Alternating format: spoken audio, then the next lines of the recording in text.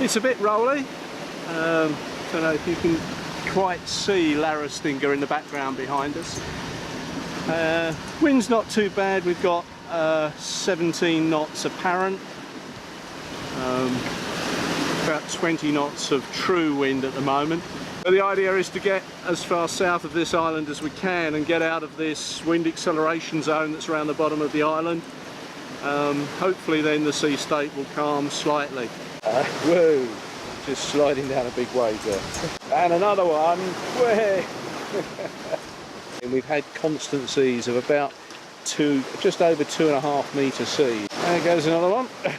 Well, I think I'm going to cut this short because it's getting quite difficult to hold the camera steady. But I will just pan round so you get some idea of what the sea state's like. He probably doesn't really do justice on the camera. I could always wobble the camera, I suppose, to make it look a bit more spectacular, but I'll try and hold it still. Once again, we managed to arrive at our destination in the early hours of the morning, so couldn't get any film of us arriving. After a couple of hours rest, it was ashore and off to the market to try and get some fresh vegetables. Unfortunately, we'd been spoiled by gorgeous bananas in the Canary Islands, and the ones available in the Cape Verdes just weren't up to it. É goiaba, mas não é a goiaba. Tem sabor mais saboroso, serve para fazer sumo e come-se assim, normal. Ok, prova. Prova. Pode dar provar. Tipo abóbora, isto é tipo abóbora. Mais abóbora, 150 de abóbora. 1570.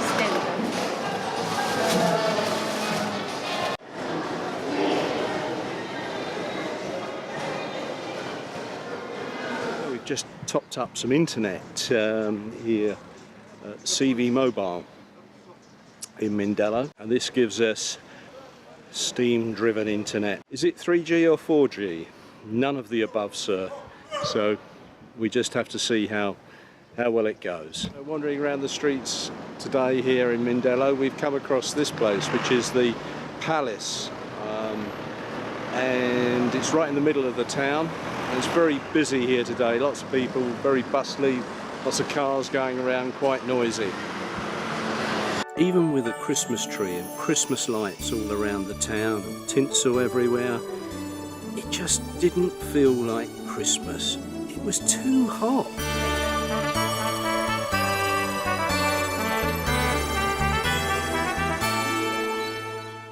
So what is this? It's a kind of a gallery, I suppose, where they make art out of recovered stuff out of junk.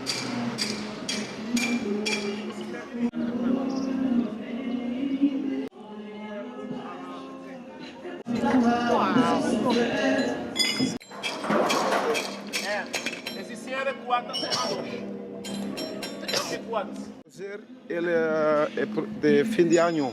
Sim? De fim de ano, de presépio de menino Jesus. Ah, ok. Sim. Com adentro lá, ela é casota de menino Jesus. Okay. So they make all the things for Carnival. That's what their project is about, and now they're working on stuff for the new year. There's going to be some sort of a parade or something. I think that's what the princess cart and everything is all about for the New Year's parade. So if you can come and have a look.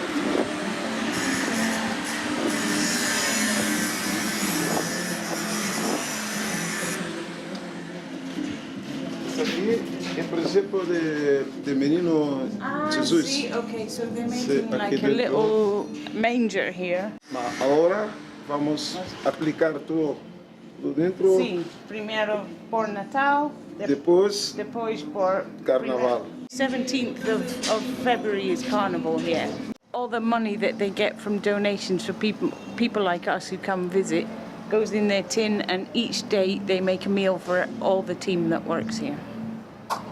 So at least once a day they all get decent dinner. Our time in Mindelo has been really spoilt by the huge dust storm that greeted us shortly after we arrived. and persisted until nearly the day we left, and at times you just couldn't see across the bay. The marina here in Mandela is not one of our most favourite. It's extremely expensive for what you get, and the surge that works through the marina just makes it so uncomfortable, and in fact chews through all your lines and ropes ashore. We sailed down from Mondello yesterday and came down to this beautiful island of Brava. It's the furthest south and most westerly inhabited island of the Cape Verde Islands. Should have been a nice, easy, gentle sail, force 4. We were expecting a really lovely trip. It was lumpy as hell, and we had winds up to 30 knots most of the time. We were absolutely shattered after the trip. We had just a scrap of jib up and a scrap of main, and we were doing about 8.5 to 9 knots most of the time. Trying to get here just after the sun came up, because we weren't sure of what the anchorage was going to be like, and it really is beautiful. A young lad who works for the port, he helped us tie up, and we're actually anchored out there. You can probably see we've dropped the anchor, then backed off and run a line ashore to hold us into the swell, and it looks like it's going to be our most comfortable anchorage yet. We're off to go and have a look around the town.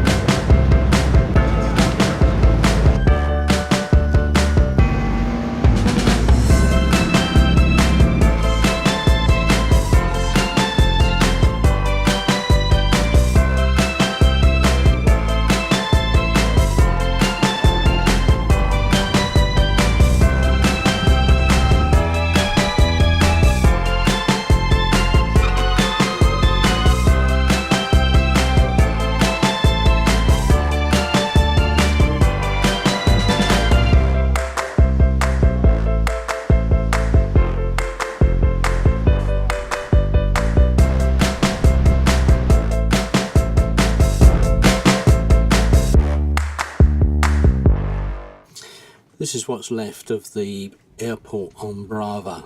It was built some years ago by a German company, but when they tested it with a couple of flights, they found that the crosswinds were too unpredictable and too strong for the aircraft to land safely.